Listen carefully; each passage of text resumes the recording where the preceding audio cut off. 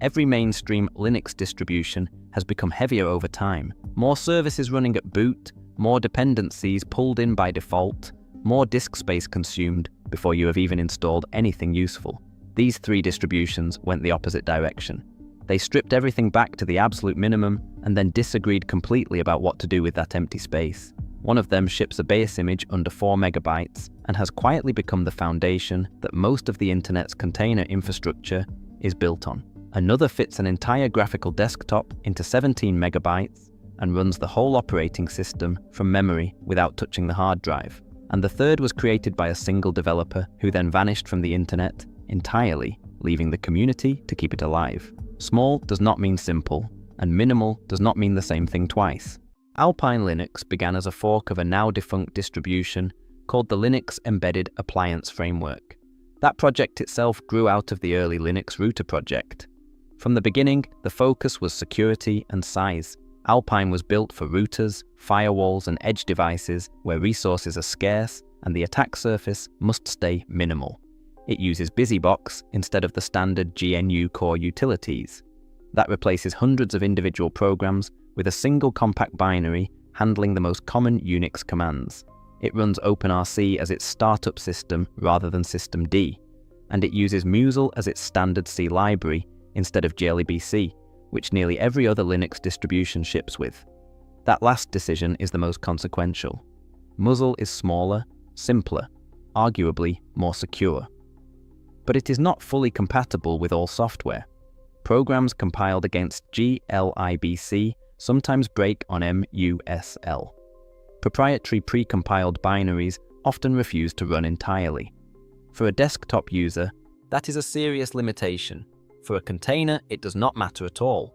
Inside a container, you build from source. Compatibility becomes irrelevant, and containers are where Alpine dominates. The official Docker base image is 3.81 megabytes.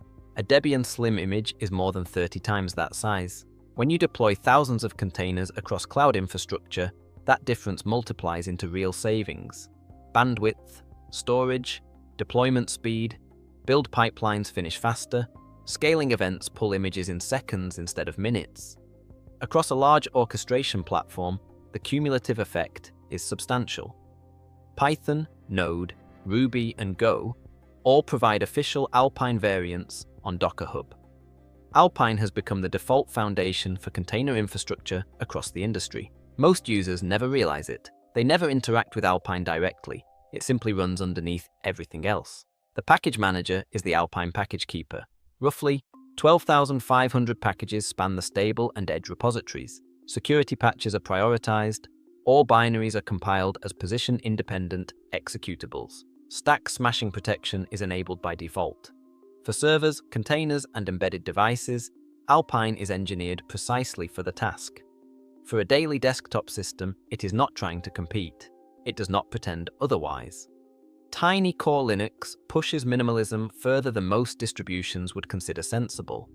The command line edition is 11 megabytes.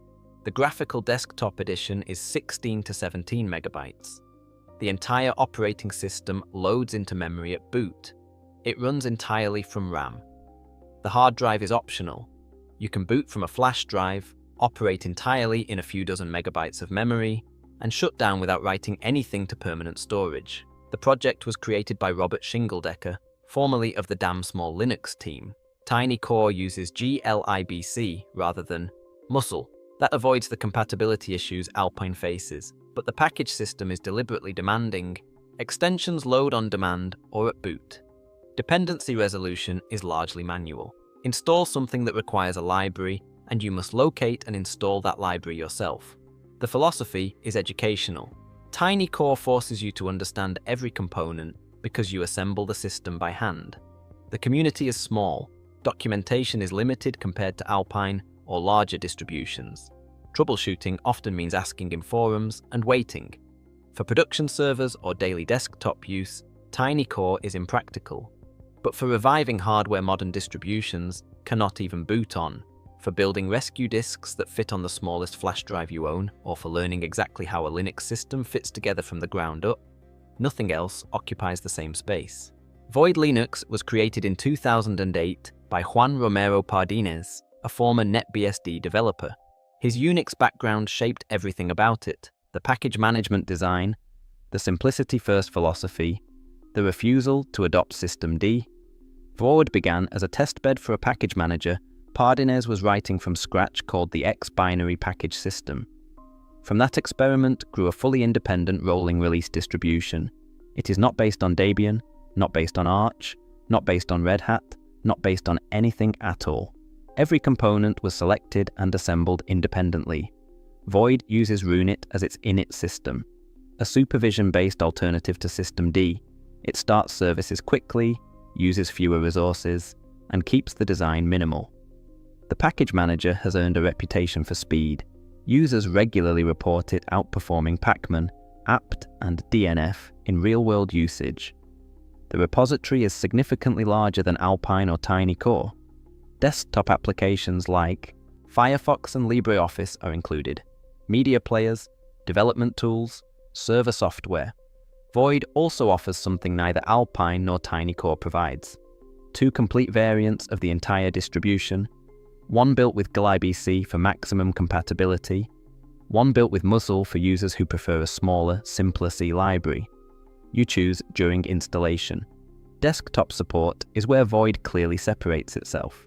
There is an official XFCE image for users who want a ready-made environment. The base image lets you build whatever you prefer. NVIDIA, Radeon, and Intel drivers are available in the standard repositories. Flatpak support handles software outside the main package system. For someone coming from Arch or Gen 2 who wants a rolling release without systemd, Void is philosophically close while remaining entirely its own project. The project's history includes an unusual chapter. In 2018, the original creator disappeared. No messages, no commits. No communication. He retained control of the domain and infrastructure. The community was effectively locked out. After months of uncertainty, the remaining developers reorganized. They migrated infrastructure, established new governance, and continued without him. The project survived because the community rebuilt around the absence instead of letting it collapse. That volunteer-driven resilience remains its foundation today. 3 minimal Linux distributions, all rejecting mainstream direction, all arriving at different answers. One became the invisible backbone of container infrastructure, optimized for size and security while sacrificing desktop compatibility.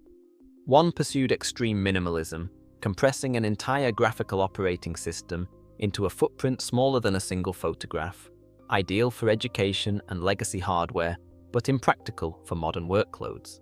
And one was built by a developer who vanished, sustained by the community that refused to let it die, and now stands as the most capable desktop option for users who want a lean rolling release system built entirely on its own terms. Every choice is a trade-off.